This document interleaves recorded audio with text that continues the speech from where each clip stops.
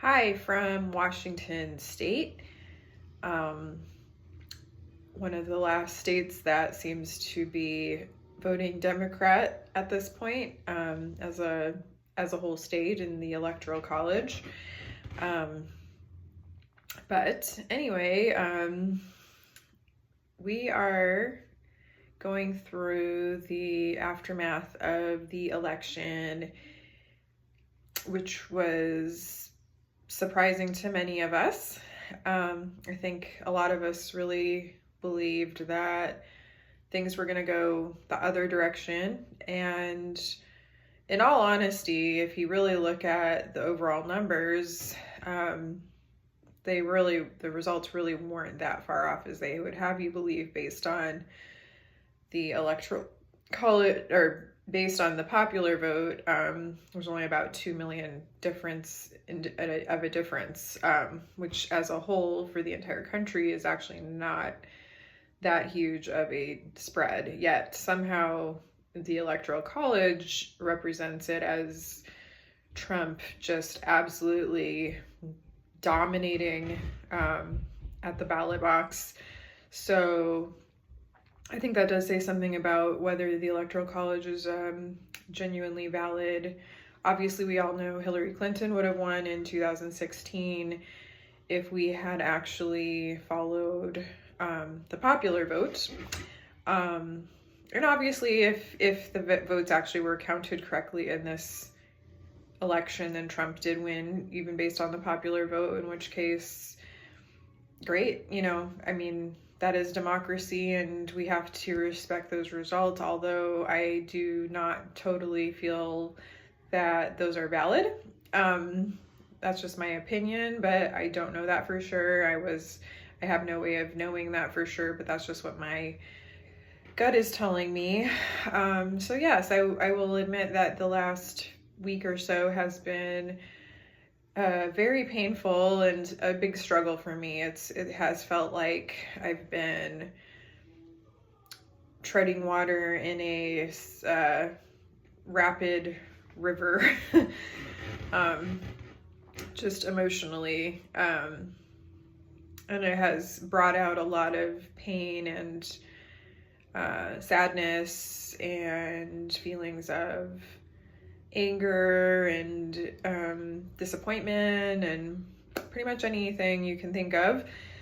However, I will say that as much as I wish things could have turned out differently, I do think that knowing how badly this affected me, that it makes me realize that there's a lot of unhealed trauma within me still that needed to come to the surface. And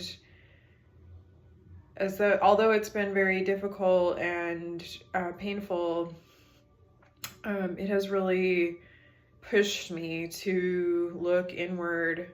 And I really do believe that is incredibly important for us to learn how to do, no matter what religion you are, no matter what your belief system is, no matter what your political party is. That's something that we should all be learning how to do. And I think that, unfortunately, based on our culture and our society, the way it operates, as far as money being the king, money being the main driving factor of all things, our focus has been so much on achieving and accomplishing and making money that we have forgotten what really matters, which is who we are, and that includes our mind and our hearts. And that is something that no one can take from us. Even if Putin showed up on our soil with boots on the ground and took over our country somehow, I know that's not going to happen. I'm just saying, even if that were, worst case scenario, even worse than Trump probably, we still are not, he can't take this. He can kill us, but he cannot take our soul, because that can't be taken unless we give it. And the only way we can give that away is by letting someone or something steal our ability to look inward. So the inner mind communication that we have learned about in this channel has been something that's helped me a lot. And I will say that one thing I wanted to bring up is the element of compassion.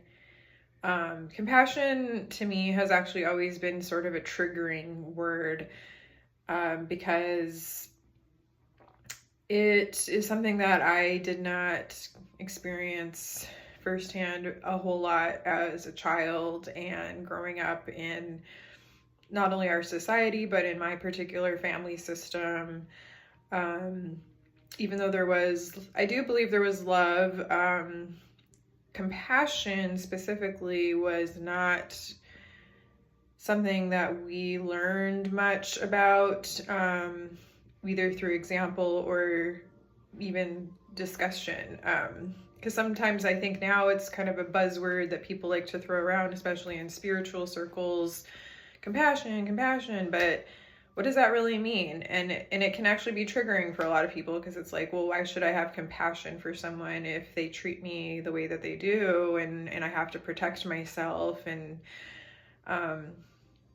so in a way, I think just throwing that word around aimlessly can be almost destructive to people who have never experienced it firsthand.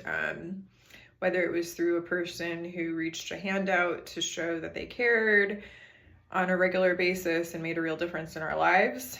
You can really see that in some people, how even if they came from a very difficult background, that they have a person who really showed them compassion, and that really turned their life around and helped them get on a better path. And that's kind of what I see in this, what's communicated in this channel as well. It's showing compassion even to those who hate us. And that's kind of, ironically supposed to be the lesson of the Bible and Jesus and what he taught. And yet here we have the so-called Christian movement, which seems to preach almost a certain level of hatred and lack of compassion for others, unless you fit into the box that they've decided is what everyone in society needs to fit into. And if you don't, you are clearly a sinner and we want nothing to do with you. And look at where it's gotten us. So we need to really think about what compassion is, but not just think about it on a mental level that's just analytical and practical. We need to learn how to give ourselves that compassion in such a way that it opens our heart to how others are experiencing life, even if they seem very hard-hearted and cruel, even.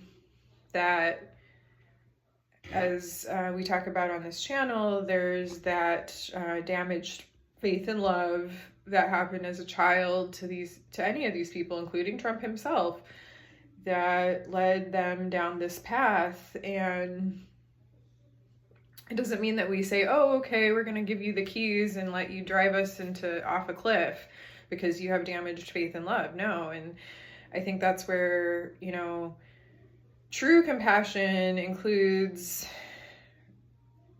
showing people the way, but without any malice or hatred or anger or even self-righteousness, because I think as soon as we go down the path of sounding self-righteous, that would turn anyone who has damaged faith and love into just an immediate defensive stance and wanting to just tune you out. So I think that until you can allow yourself to feel true compassion for yourself, not just, of course I have compassion for myself, you know, we all think we do, we all would assume that we do, but do we really? And how hard are we on ourselves? And how much do we let that inner voice of criticism and self-doubt and negativity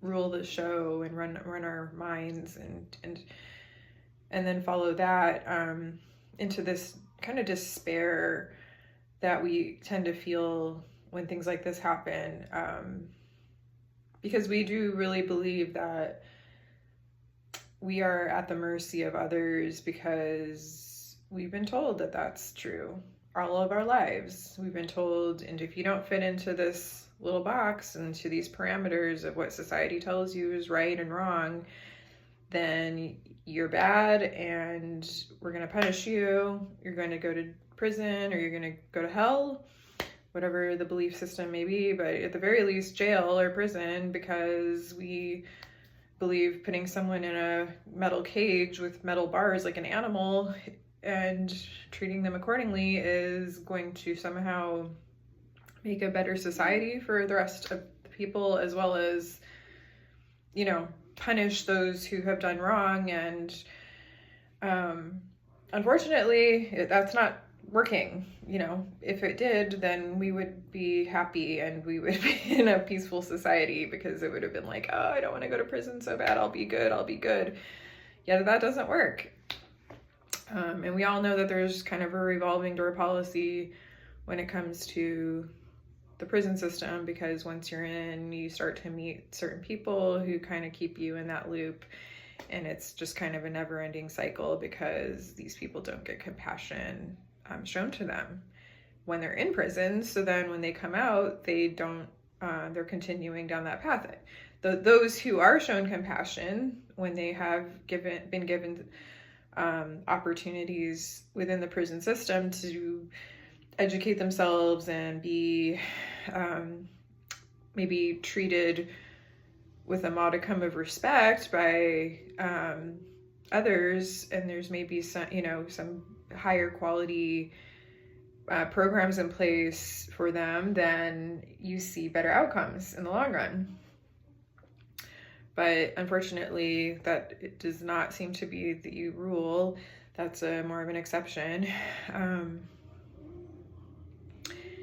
And yeah, so that's another example of where compassion could really turn things around for us as a whole. And that's where we really, I think,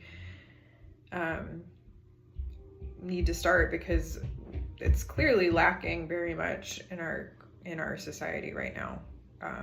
It just doesn't exist. There's compassion in small doses here and there, and there's people that really do understand that, and they treat their neighbors with respect and love, but that is definitely the exception, again, as opposed to the rule. And based on the systems that we have in place, even for children, such as public school education, a lot of them are being taught to feel shame and guilt for having emotions that are painful, and if they don't fit into that box, once again, they're treated as outsiders and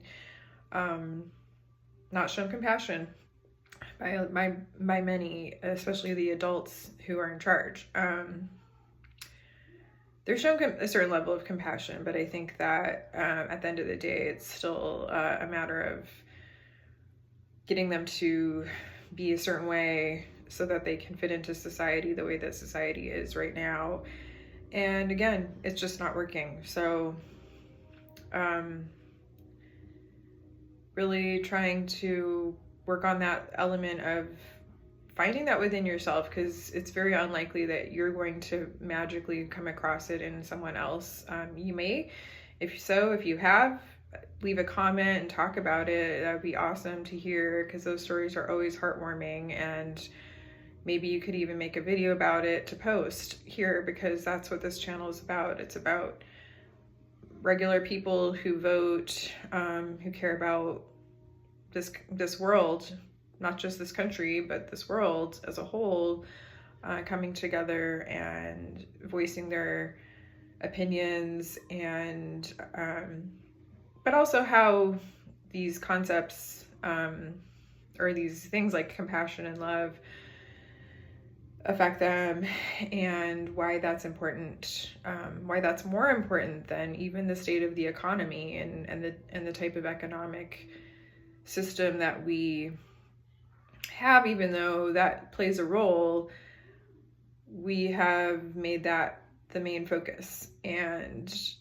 I think that it's led us to a really dark place as a country, unfortunately, and I think it's just going to get darker over the next few years as we see the ramifications of having a more fascist style of leadership in place.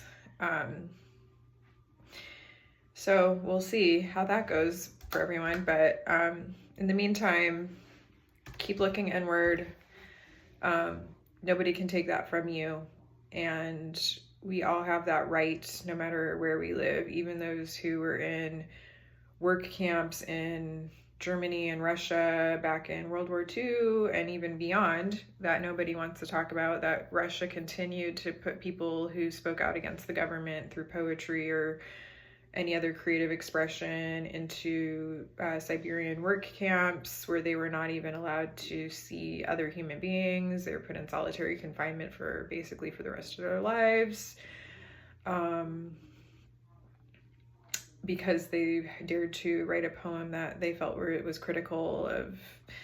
And this was back in like the 80s, and who knows what's going on now. We don't even know, because it's kept so secret for the most part because of Putin. But we know that not very good things are happening, and we also know that people get killed for disagreeing with him. And now our current standing president is basically is in his pocket, as we have been blatantly told by Putin's own people, that that Trump owes him favors, and now he basically has control over our president. I mean, it's amazing how we allowed that to happen, and these are the same people who claim that they hate communism and they hate socialism, and yet they want someone in place who is close friends and has been basically groomed to be a puppet to a fascist dictator who basically in the last election would have people watching who people voted for, and if you didn't vote for him, I mean, you wouldn't even dare, because you weren't even allowed to have your vote be private, so you'd be an idiot if you actually went and voted for someone else. So it's either don't vote at all or vote for Putin, and those were your options, or die or get murdered. So that's kind of, I think, where we're headed if we just sit back and let it all happen. So the only way we're going to find the strength to handle this is to go inward, because our way of doing this so far, to fight and fight and fight and fight and be even more angry and to fight fire with fire, has only led to this, because it actually brought out more rage from the people with damaged faith and love. It brought out more of their discontent, and made them come out in more numbers, which, again, in the grand scheme of things, it really wasn't that significant of a difference in the popular vote. So we're not that far off. We were not that far off as they made it sound. They made it sound like he just absolutely slaughtered her. Well, yeah, in the Electoral College it appeared that way, but 2 million votes, that's not that big of a difference when you're talking about much more than that. I mean, that was actually not so huge that I feel just completely defeated. I mean, if we were talking about a difference in 50 million or even 10 million, I would have been like, wow, we're really in trouble. There's no way to turn this ship around. But the grand scheme of things, that isn't necessarily the end of the world. So we need to keep going inward, though, And that sounds like the opposite. That sounds like less intuitive of a thing to do, because we feel like we should be going out and fighting and screaming and shouting, and yet most people are intelligent enough to not do that. But are we really going inward? Because I think some of us are so shell-shocked that we're almost in a state of shock. We're almost in a state of just freeze. It's like the fight, flight, or freeze. When it comes to your nervous system, when you're in trauma. And I think a lot of us have gone into freeze because I think we already did the fighting. Some people are going into flight. They're just leaving the country, obviously. But I think many of us that feel stuck here are kind of going into freeze, and it's a horrible place to be. So while you're in that state, the one thing sometimes that's doable is to actually go inward, because as much as we want to avoid that because of all the pain, that is the only way to overcome the pain. Unfortunately, flight from the country is great if you can afford it, if you're one of those people who has so much money that they can just move to Denmark and say sayonara to us, but the rest of us are kind of stuck. And quite frankly, flight is just another reaction to fear. And it's not, even though it's legit, everybody has the right to do that if that's what they feel called to do and whatever, but it's still avoiding the problem and running from it, which does not tend to be a long-term solution. And these problems still need to be solved, whether we like it or not. But it's not going to be solved in a day, and it's not going to be solved by playing the game that they've been playing. And when I say they, I kind of mean all politicians, and I kind of mean the way that politics has been being played, because it's a fight of kind of moral superiority and just treating each other with disdain and competition and threatening things like jail time. So we need to take a look inward and decide if we still want to even play this game at all in that way, or do we just completely, have to make such a big change that we don't even react or respond to this anymore, in the way that they expect us to. I mean, Martin Luther King was all about civil disobedience, and it was very important to him that we don't give in to hate, that, when he was fighting racism and the laws of the time, that it was not about getting more and more angry and fighting fire with fire. It was about never letting hate win. And that's easier said than done. And that's why I believe he has stood the test of time as a leader that we all respect and still look up to, because what he did back then was very remarkable. And we can all continue to learn from him and not keep getting more and more caught up in the hatefulness that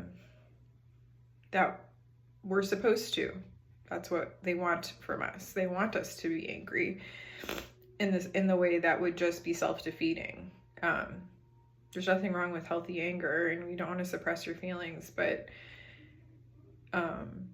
channeling in such a way that is positive and results in actions that are meaningful and helpful to society, whether it's something as small as letting someone get in front of you at the grocery store because they only have a couple items and you have a whole cart full of stuff, and they're only gonna take a couple minutes. It's just the little things like that sometimes that can be like a political statement that we're not gonna be selfish and greedy, and we're not going to let those mentalities get us and make us even more angry and bitter and hateful, because that would be playing right into that mentality. And if anything, we need to do the opposite. We need to show that that's not the way that we want things to go. Life is too short to keep fighting and fighting and fighting and fighting in a angry and hateful way. So keep watching this channel to hear about the different ways that you can look inward, and feel free to reach out if you have questions or you'd like to work with someone about it. I hope that you're doing well, and thank you for listening, and I hope that you continue to show yourself compassion right now while you heal and recover from this extremely stressful situation. But know that you are always you, and no one can take that away from you. And we believe in you, and we believe in love, and we believe in compassion, and we don't believe in tyranny and dictatorship, because that is the opposite of love, and that's the opposite of compassion. Suppression and oppression are the enemies of love and compassion. And we want compassion, and we love compassion, and we love people, and we love the world and the planet. So we're not going to give up, and we're not going to just lay down and play dead, but we aren't going to keep interacting with hate in a hateful way, because that is just feeding that fire. And maybe for a time we're going to see that no matter what, and we'll have to watch things burn down to an extent. It's going to happen, and some things maybe they do need to burn. Some things will burn, and it will be good in the long run. But know yourself. Stay true to yourself the whole time, because again, no one can take that from you. So God bless, and take care.